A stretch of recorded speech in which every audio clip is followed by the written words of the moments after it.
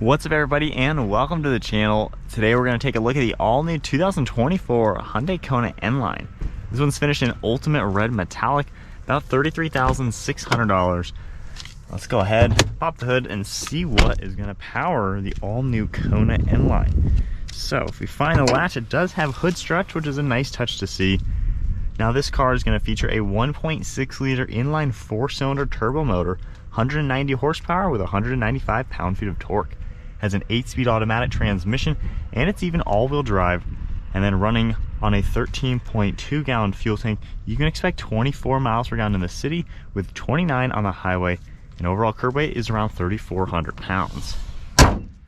Taking a look at the styling, it's a really cool modern design comparing it to the previous generation. You have this really nice LED bar for the entire front end, really smooth lines around that. Actual headlights are over here with the high beams. Got gloss black trim throughout the center, pretty aggressive design as well. Then you're going to see safety sensor, nice grille openings, active grille shutters, and we have that N-Line badge over on the left side. Overall, it's a pretty cool looking compact SUV. Has a nice design. At the side, you are going to see body color for the fender flares, which is unique for this N-Line, just giving it a more sporty vibe. Cool set of 19-inch wheels with a two-tone color, N-Line logo right in the center. Get the badge on the fender, and then pretty sharp lines throughout the side profile. You can also see that Z shape to it, just giving it a unique aspect. Nice design for that side skirt, body color door handles, gloss black mirror caps, and then all black trim surrounding the windows. Have your roof rails up on top with a sunroof, and then more body color for the rear fender. The taillights even match the headlights with that really unique shape, and then more of that LED bar in back. You can see the dual exhaust on the side, pretty aggressive rear diffuser, all of your badging, the badge, and you're going to see that spoiler up on top with a third brake light. Overall, this does have a really cool look. I think it's pretty fun looking, super sporty as well. And then in back we have a manual lift gate and buttons over here. If we go ahead and lift this up, you have a pretty squared off cargo area, as you can tell, pretty low and flat load floor. And I like how the privacy cover has these tabs in it. You can actually lock this up into place if you don't need it, and then pull it down on the floor, and then of course put it back where it goes. From here, you're even able to lower the back seats, so you can easily do that, see what kind of cargo space you're looking at. So it's a pretty roomy, smaller crossover. And then going into the doors now, black interior for this car. I really like the micro suede along with the leather material all throughout it. You can see red stitching, and then the center seat you can even pull down. We have armrests and cup holders. You can get a good look at these seats folded flat. And then there's even climate control vents, plugs, and storage. Now at 5'11", going ahead and hopping inside, it's a pretty roomy little car. You have really good knee room and foot room, nice headroom as well. Seats are at a pretty good angle. I mean, this really isn't a bad little car at all. Definitely a pretty comfortable design. Let's take a look at the driver's seat now, see what the driver gets in this car. So you're going to see more of the black material throughout the door panels. You got your armrests, all of your controls and storage. You're going to see a power seat for the driver, some checkered design, and then more of that same material with stitching, and then all the perforated alcantara. I also like the cool stripes in the center. You even have a nice alcantara badge, N-Line logo, more red stitching, and then red stitching throughout the steering wheel. Now hopping inside, if I go ahead and put my foot on the brake, let's fire it off. You're gonna get two 12.3-inch LCD screens, one for your gauge cluster and then one for infotainment.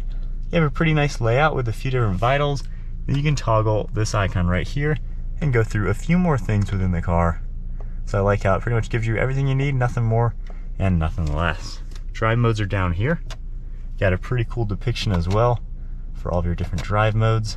And then on the steering wheel, we just have some silver trim, your N-Line badge, some Bluetooth and audio controls on the right, cruise control over on the left, forward collision, distance spacing, and then steering intervention.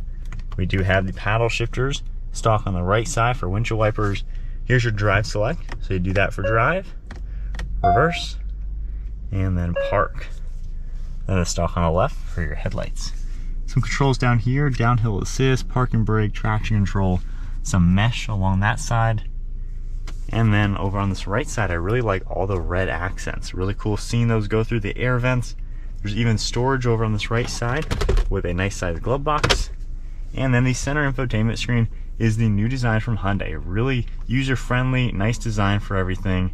Super easy how just everything works. You can view anything you need in the car. To go ahead and put the car into reverse, got a nice size backup camera, a few different views as well. And then just going back into park. Down below, you're gonna see a bunch of shortcuts for the screen.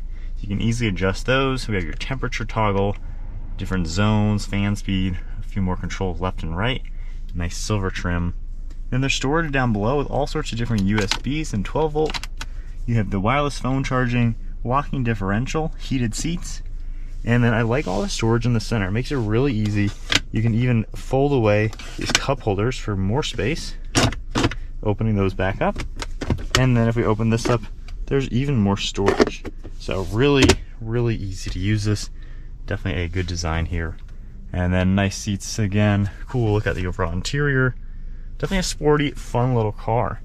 Then up above, we got a black headliner, got your sunshade, all of those controls and dome lights, frameless mirror, and then a pretty large design for the sun visors. All right, guys, we are setting off now in the Kona N. It's got a peppy little engine. It'll get you up to speed nicely.